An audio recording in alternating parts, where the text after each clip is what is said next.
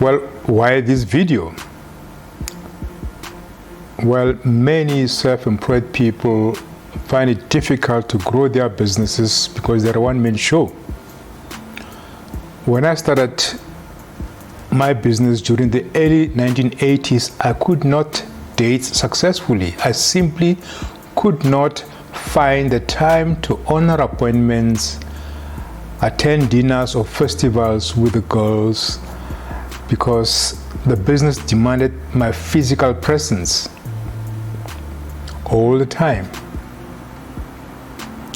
It took a few years before I could breathe a little easier when some of the workers began establishing themselves as competent in their own ways, and at last were able to make slightly much more money because I was no longer the only one giving lucrative services to clients.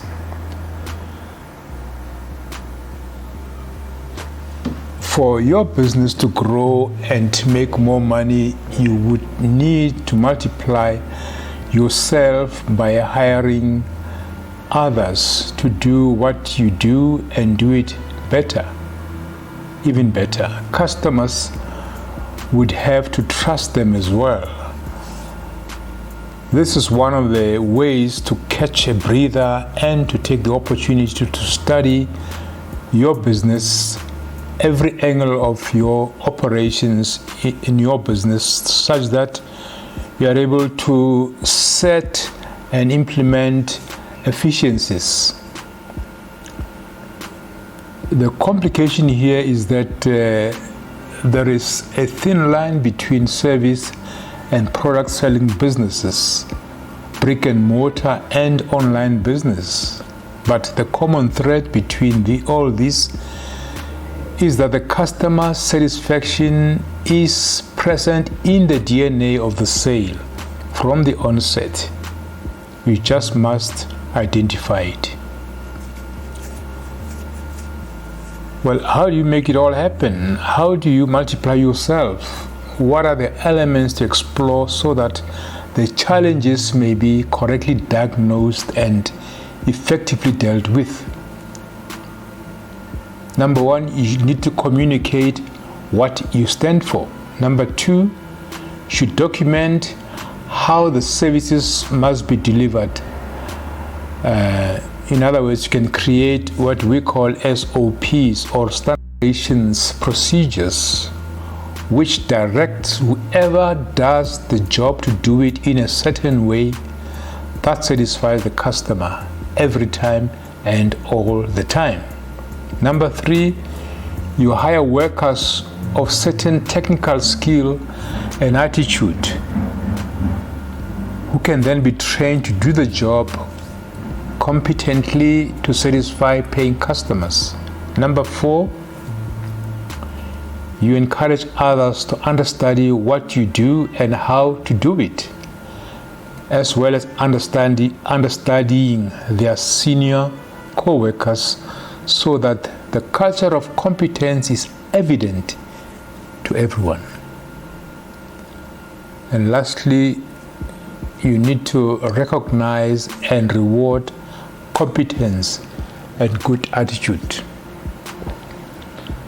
For me, I adopted the Goalistic Thinking approach to doing business.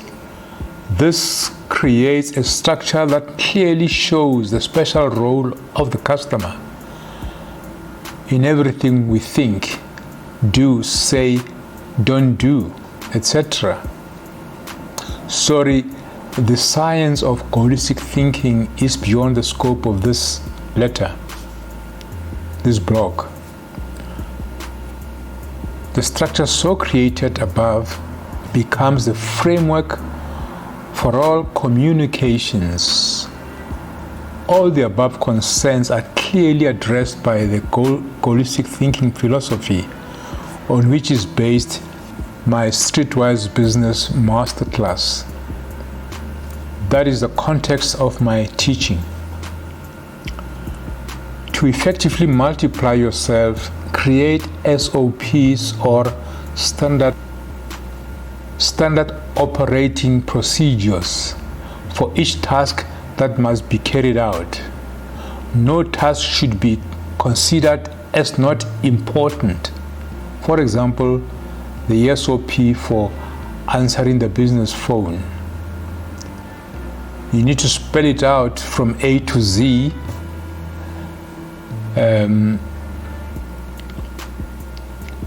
You need to keep it simple so it's not too technical.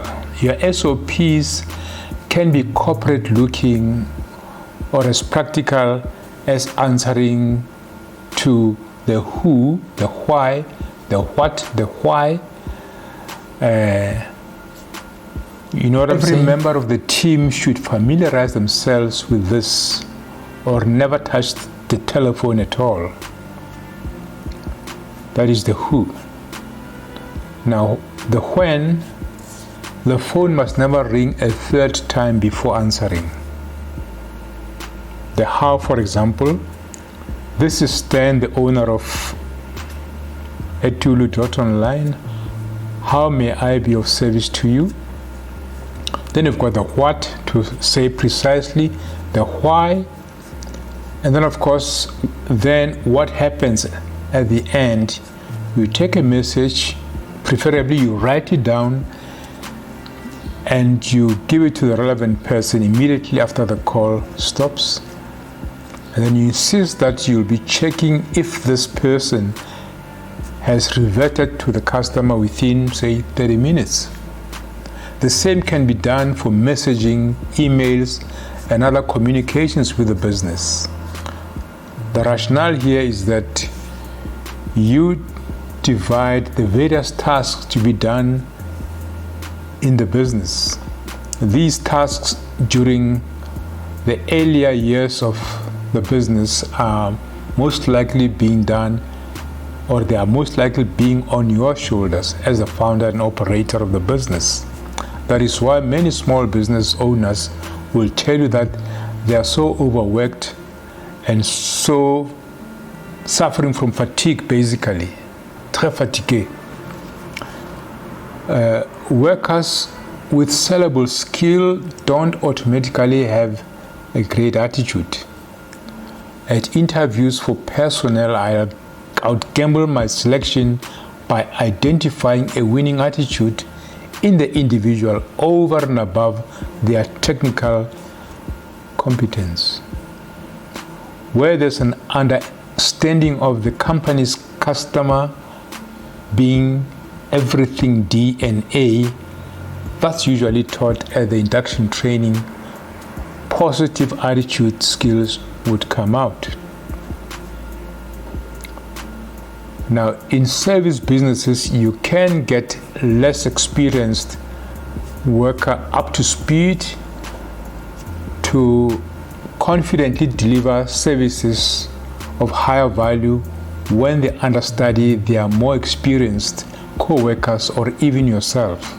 Workers should also be encouraged to learn more than their own jobs by understudying others. This way your business gains a bigger pool of skill, which could sometimes keep the business going at the worst of times, such as during unplanned industrial action, or at times the prima donnas going on the rampage.